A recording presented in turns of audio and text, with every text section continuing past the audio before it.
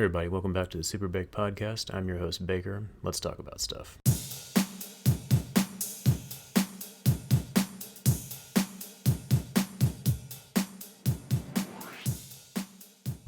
Hey everybody, welcome back to the show.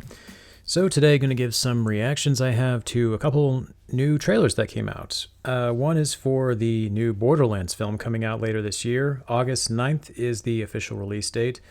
So I'll be talking about that, and then I'll also be giving my reactions to the new trailer that came out for Part 2 of Season 2 of Invincible, which comes out March 14th, so a little bit later next month. So, some exciting stuff on the horizon. So first I'll start off with the Borderlands trailer.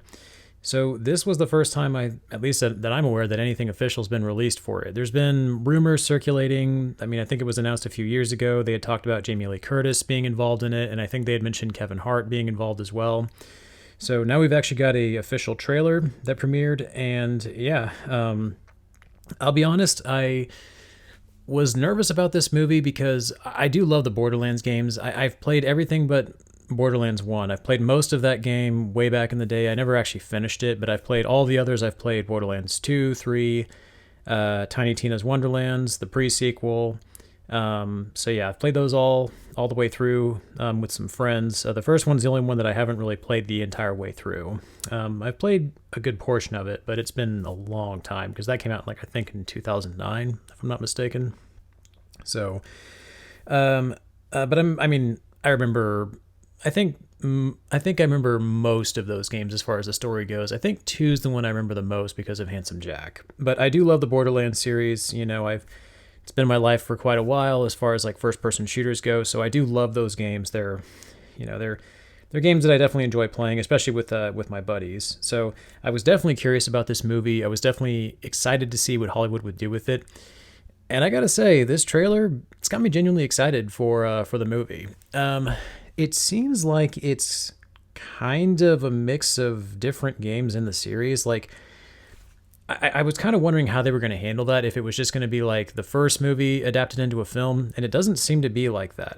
There seems to be elements of the first movie in there. Like for example, I remember in the first game, it shows the Vault Hunters in the car with the character Marcus when he drops them off on their first mission.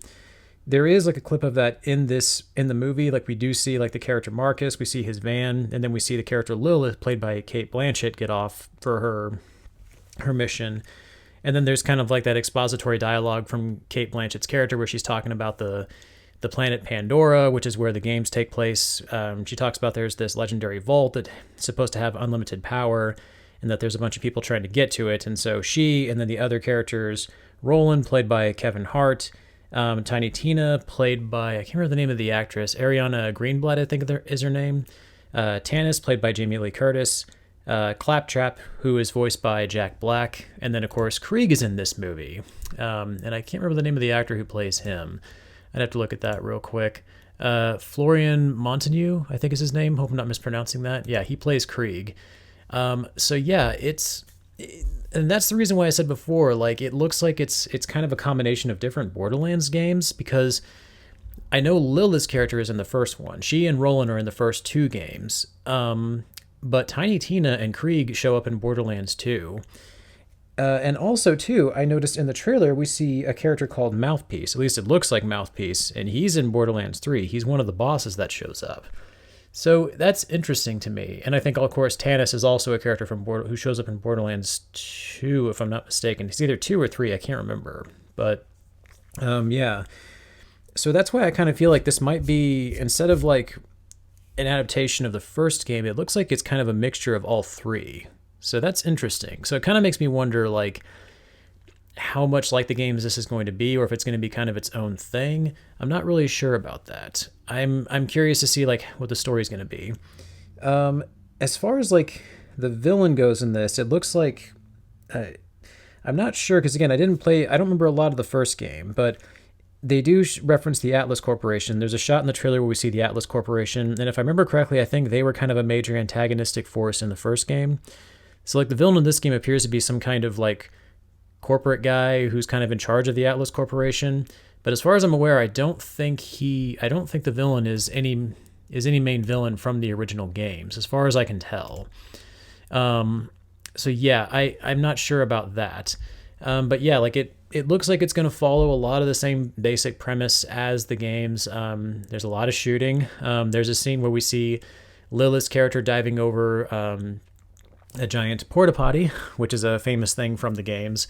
Also, I like that she uses what looks like it appears to be the infinity pistol from the games. I do remember that, the one that shoots like the little infinity sign if you let it shoot for so long. So it looks like there's a lot of little tiny like Easter eggs from the games that they threw into this. So it definitely seems like the people in charge of this movie are at least familiar with the game, or at the very least, like uh, they seem to really like it, I guess. It looks like the director of this is Eli Roth, so I'm not sure how much of a game guy he is. I think if I'm not mistaken, I think Jamie Lee Curtis is kind of a nerd. I don't know how much into video games she is, but she seems to be really into that kind of stuff. So it's cool to see her involved in something like this. Looking at this thing, it looks like the budget is $100 million, which is kind of surprising because this seems like it would have a bigger budget than that. It definitely looks like it's going to have a fair amount of CGI and special effects for sure, just looking at the trailer itself. One thing also that I liked about it too is that there's a lot of vehicles from the game in this too, and they look just like the vehicles from the game. So it looks like they actually had them built for this. I mean, obviously, there's definitely some parts where it looks like they're CGI, but it also looks like there's a fair amount of practical effects there too. So I don't know. It seems like a lot of the budget went to that. One thing I do want to kind of talk about a little bit is just the cast itself. For the most part, everybody I think looks pretty good in their respective roles. I like Cate Blanchett. I think she's a great actress. I will say it is interesting seeing her in a film like this, a video game adaptation. I mean, I'd be lying if I said that the fact that it's a video game adaptation doesn't make me a little bit nervous, since those have a history of not being the best. But like I said, the Sonic the Hedgehog movie was pretty good, so this might be a good film. But just seeing her in this movie, I don't know how I feel about that. I mean, she seems like she's having fun with the role, and she definitely looks good as Lilith for sure. Like I like the red hair she's got on. I like her outfit. She definitely looks good in the part. And I like the way she delivers a lot of her lines in the trailer. She just looks like she's just having a good time with this film, which I like. The only thing is, though, like, even, again, she looks really good for her age, but Cate Blanchett she's like, I think, in her mid-50s. And if I'm not mistaken, I think Lilith's character from the game is supposed to be, like, in her 20s in the first one. So, I mean, it looks fine. I think it works, but that's an interesting casting choice, in my opinion. But, I mean, I'm fine with it if that's what they want to go with. She looks like she could definitely play the part really well. Another interesting thing is Jamie Lee Curtis as Tannis, who, again, Tannis I think is supposed to be roughly around the same age as Lilith, and Jamie Lee Curtis is in her 60s. So, again, interesting casting choices there. I don't have a problem with them. Jamie Lee Curtis doesn't really look very much like Tannis either, just given the fact that she has gray hair, and Tannis I think has red hair in the, like, dark red hair or something in the game. So, again, just kind of interesting casting choice between those two, but I mean, they seem like they're both having fun in the trailer. Jamie Lee Curtis, I think, from what I've seen in interviews, she seems to be very excited about this movie. So I mean, at least from what I've heard. So, I mean, I don't have a huge problem with it. One thing I did notice, though, is Jack Black as Claptrap. Now, I really like Jack Black. I think he's a fine actor. He's a great comedy actor, and he's a good voice actor, too. Like, I like him in the Kung Fu Panda films. I liked him in the small part that he had in Psychonauts 2, and he was also in Brutal Legend, also from Double Fine Studios. Like, and he's Bowser in the Mario film. So, I mean, he's, the guy's got a good resume of voice acting under his belt. But, and while I think he sounds fine as Claptrap, you can kind of tell his voice has been synthesized to kind of make him sound like him. I guess I'm just kind of curious why they wouldn't get the original voice actor, which I think right now the current voice actor from the games is Jim Ferranda. I think David, if I'm not mistaken, I think it used to be David Eddings, but I think he was replaced by Jim Ferranda due to a falling out with the Gearbox CEO, Randy Pitchford, if I'm not mistaken. I don't really know the full details about why he was replaced. I do remember I think he was replaced, I don't remember which game it was they replaced him in, but I think it was in 3, because if I'm not mistaken, I feel like Claptrap's voice in Borderlands 3 sounded a little bit different from the first 2, but I could be wrong. But anyways, I'm kind of curious why they wouldn't just use the voice actor from the games, just because number one, and again, this isn't like me making any like this isn't a crack against Jack Black or anything like that, but I'm sure Jack Black probably is gonna get paid more than those two guys. So I feel like if you got those two voice actors, you probably wouldn't have to pay them quite as much as Jack Black to do this role.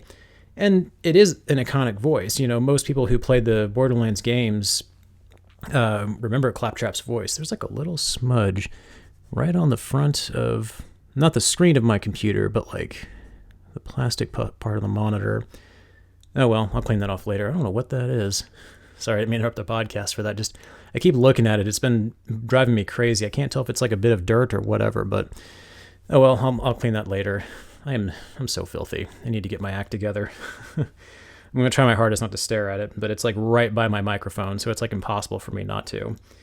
But anyways, yeah, like I guess if I had to guess, I would say Jack Black. He's got some work under his belt as a voice actor, and plus bigger star power. Obviously, people know who Jack Black is, but it's just interesting because Claptrap is such an iconic voice. I feel like people who play the games will recognize that voice, but I don't know. I think Jack Black does pretty good with what he's given in this. You know, he's got some good comedic moments in the trailer, like the part where he's knocked down that hole in the ground in the beginning by Kevin Hart's character. That's pretty funny. The part in the end of the trailer where Claptrap is basically taking a dump in front of the other characters, it's a little over the top, and it goes on for what feels like a little bit too long. I don't know if it'll be longer in the movie, but again, I think Jack Black does a good enough job of selling it and making it funny, so yeah, I mean, I'll give him credit. I think he's a good comedic actor. I think he's got good timing, and again, with the synthesizers or whatever they're doing to his voice, he sounds good enough as Claptrap. It's just kind of interesting that I don't know. I couldn't help but wonder. It's like they tried so hard to make him sound like Claptrap. I just can't help but wonder, like, why wouldn't you just get the original voice actor? But whatever. Kevin Hart as Roland. He's got some good funny moments in this too. I like Kevin Hart. He seems like a good funny guy. I like him in this trailer. I think he's got some good moments in it. Some good action moments. Like he seems like he's the guy who kind of drives the car around and stuff like that. Like there's some good action sequences where he's using like the gun turret on the car. And he's got some good comedic timing as well. Like I like when he kicks Claptrap down the manhole. I also like the little scene where they're going through that Thresher Valley and they get pissed on. You know, I like his little back and forth with him and Tiny Tina. Tiny Tina is another thing I want to talk about. Ariana Greenblatt. I don't know if she's been anything else. I'm not super familiar with her. At least if she's been in other stuff, I don't recognize her. She seems fine as Tiny Tina, but I gotta say, and maybe we'll get more of this out of her in the official film, but she doesn't, I don't know, I didn't quite get the zaniness that Tiny Tina had from the games. Like in this one, it seems like she's trying to be kind of goofy, but Tiny Tina in the games is definitely more of like a Harley Quinn-esque character. Like she is definitely like you get the impression that she's insane. Like from the second game, the part where she's like holding the bandits hostage and basically is having like that little crazy tea party with her stuffed toys and stuff like that, and she blows up bandits. Like it feels like they're kind of doing a little bit of that in this movie. And there's even like, if you pay attention, you can see like one of her stuffed bunnies, like that's from the games. Like that's like a mission you have to do from Borderlands 2. So I like the little references they make to the games there, but I don't know. I wish she was a little crazier in the film or in the trailer. So again, maybe we'll get more of that in the actual film when it comes out, but I don't know. She seems a little bit more like grounded and subdued than she does in the games. So I don't know. We'll kind of have to see from there. Krieg is in the trailer, and I really like Krieg from the game. He was fun to play, the giant berserker, like bandit guy or psycho guy. Get a little bit of him in here. Actually, the vibe I got was almost kind of like a mix between like Groot and Drax from the Guardians films. And actually, with the music playing in this, I think it was the song "Do Ya" by Electric Light Orchestra, which I really love I love the beat of that in this trailer. I definitely got Guardians of the Galaxy vibes from this trailer for sure. I'm not sure if that's what they were going for, but that's definitely the vibe that I got. Like just because they were playing like that, you know, really solid soundtrack, and then they have the really cool action scenes, and then you have kind of like that group of misfits, like you get from the Guardians films. So that's kind of the vibe I got from this. So yeah, I mean, I think that was all good. I enjoyed it. And like I said, I don't want to knock the casting too much just because I haven't seen the film yet. I just thought it's an interesting casting choice for the most part. Mainly, like I said, Jack Black, Kate Blanchett, and Jamie Lee Curtis. I will say it looks like there's no Mr. Torg in the trailer. Little disappointed in that, if I'm being honest. I love Mr. Torg from the games, so hopefully we'll get him in the movie. I would absolutely love it if they had him in like an after credits scene where he like announces the next Borderlands film, if they do a sequel. Like, I don't know if they've planned like a franchise or not around this. I would assume that they will if this sells enough. Like if this gets enough people to see it in theaters, then I'm sure they'll probably consider making more. But no Mr. Torg in the trailer, so gotta say I'm a little disappointed in that. I did like all the little references they make to the game though. Like the Firehawks are in this one. Like I like how you see their symbol in the sky later. I remember them from like I think it's Borderlands 2. So I like that little reference. There's also little tiny references from the games too. Like there's one scene in the trailer where you see the characters walking by and you see like their faces have different skins on them. Like again from the games, that was a big part of the games. Like you could customize how the characters look, like the different masks they would wear, the hats, the clothing, the different color variations they had. So I like that you get that in the trailer as well. Again, Marcus from the game, you see him in there. You see Moxie.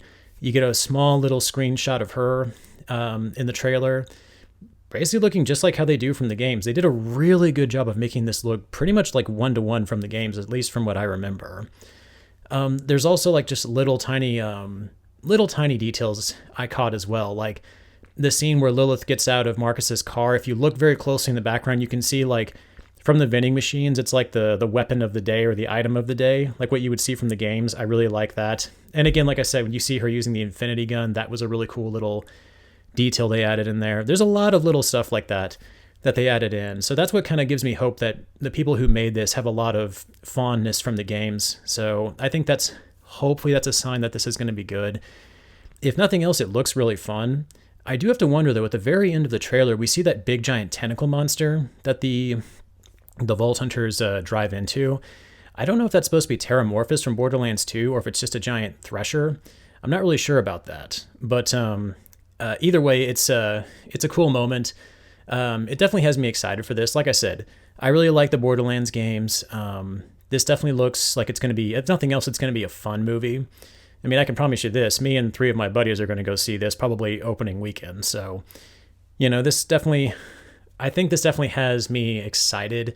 Actually, just watching the trailer has me kind of wanting to go back and play the Borderlands games again, including the first one, just because, like I said, I never actually officially beat that game. But yeah, I mean, it gives me Guardian of the Galaxy vibes, so that's a good thing. Those are my favorite of the Marvel movies. Hopefully, maybe this might be the start of a fun franchise. It looks like it could be yet another decent video game adaptation, which we don't get a lot of those, so I'm excited for that. Again, like the casting, a little curious how that's going to play out. But everybody looks like they're having fun. Kate Blanchett looks like she's having fun. So does Kevin Hart. Even though I think Jack Black is an interesting choice for Claptrap, I don't have a problem with it. And I do like him enough that I think he could definitely play the character well. I guess I'll just be curious to see how this is when it comes out. But for now, I will say that this definitely has me excited for the film. So now I'd like to talk about the trailer for Part 2 of Invincible Season 2. So this releases on March 14th, so not too far away, a couple weeks from now, which blows my mind that we're already almost a quarter of the way through the year. I hate getting older. It sucks. So it looks like this is going to pick up pretty much right where Part 1 left off. We see Mark, looks like he's helping the Thraxans rebuild their world after the battle with the Viltrumites. He gets some, snazzy new clothes from the Thraxans too. So it kind of makes me wonder if maybe he's going to kind of be like their new champion, kind of like what Nolan was, because Nolan kind of seemed like he was their protector and their guardian. So I kind of wonder if maybe Mark's going to kind of shift into that role. So that'll be interesting. We see he has a conversation with, I can't remember her name, but it was Nolan's wife, his Thraxan wife. She talks about rebuilding their world. There's actually a clip that I saw of that on YouTube. We kind of get a sweet little moment between those two characters where, she tells Mark that if he hadn't been there, their world would have been destroyed. So that was a nice, sweet little moment, like where even though he was blaming himself for what happened, she kind of tries to, give him a little pick-me-up. So I like that. I like Mark's character in general. So any scene where anybody's trying to help him feel better, I'm always on board with that. We get to see more of the Guardians in the trailer. It looks like they've got a lot more members. They've definitely grown since the last time we saw them, which I think I remember that was kind of I think that's what they were building towards at the end of part one. I think Cecil had mentioned that he was bringing in the Immortal to try to help build up the Guardians and make them stronger. So there's a kind of a funny little scene where they're talking to this villain who I can't remember what his name was, but he's giving them like this little monologue, and there's just like dozens of the Guardians facing him. And I like how he basically says, "Tremble at my, what is it, my unlimited power." And I just like how just deadpan the Immortal just goes, "No." I love when they take characters like the Immortal who are just like so serious that actually is kind of what makes them funny in those scenes. So I like that scene.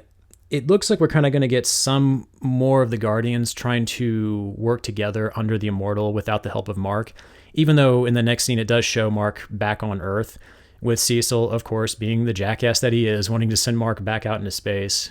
Dude, like, Cecil, I swear, has got it in for Mark. He's just like, every time the guy gets a moment of quiet, like, Cecil is just there to just screw it up. I swear, man, that Cecil guy, he's up to something. He's got some tricks up his sleeves, which I remember from the end of part one, like, or not part one, season one, where we see him with the Reanimant or whatever they're called, the creepy robot guys. Like, he's building an army of those guys. So, man, that dude, he's got some stuff going on for sure. But Cecil's got a new mission for Mark, sending him back into space, which I like that little moment. It's like, yeah, Mark just got back from space, and now you're sending him back in. So, yeah, I like that whole thing. I like the comedic moment there with Mark. Dude just can't get a break.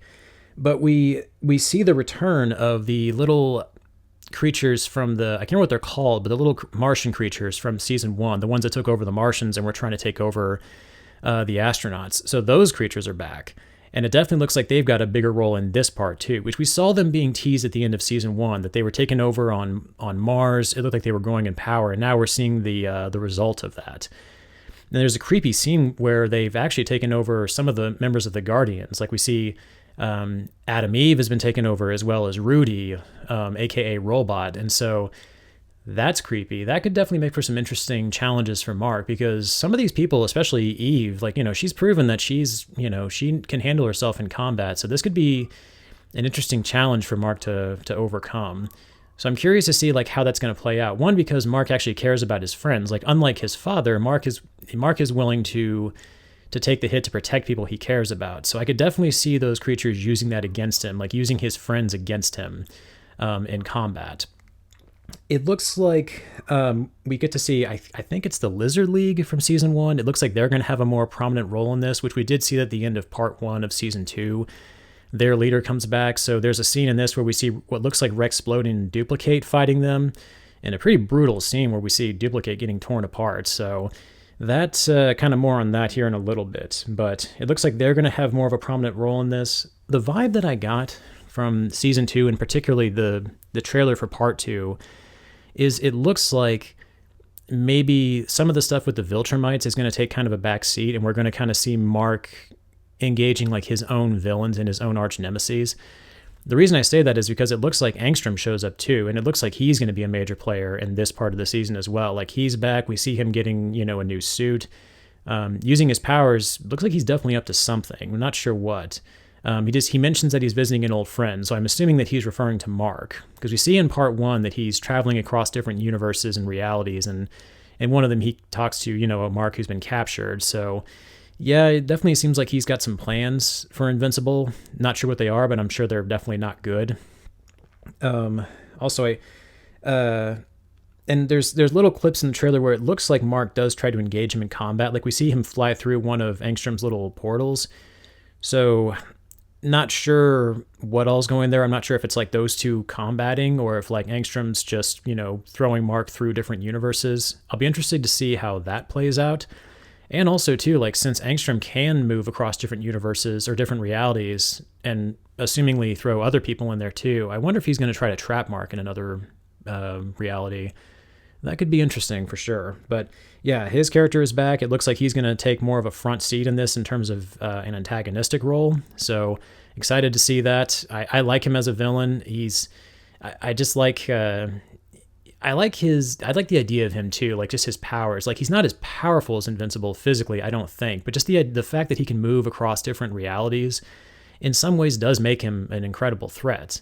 Because it's like, because how can you beat somebody like that if you can't catch them? They can be anywhere they want in any reality they want. So it's like, even if you're physically stronger or faster, they can just teleport you to like, some random star in the middle of a universe somewhere and just kill you, assuming that Viltrumites can be killed by that. So yeah, it's gonna make for some interesting, I think, combat sequences, hopefully.